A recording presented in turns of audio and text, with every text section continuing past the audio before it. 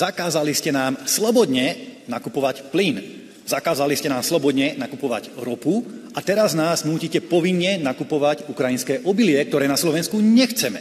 Prosím vás, čo sú toto za spôsoby?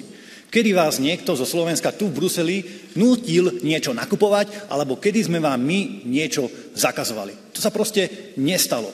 Skoncujte, prosím vás, s týmito príkazmi a zákazmi a sústredte sa radšej na obnovenie skutočnej slobody a naštartovanie hospodárskeho rastu, pretože z Európou to ide naozaj dole vodou.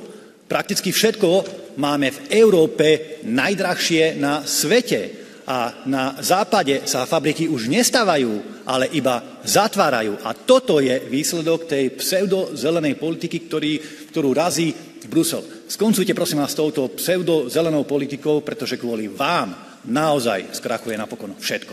Ďakujem.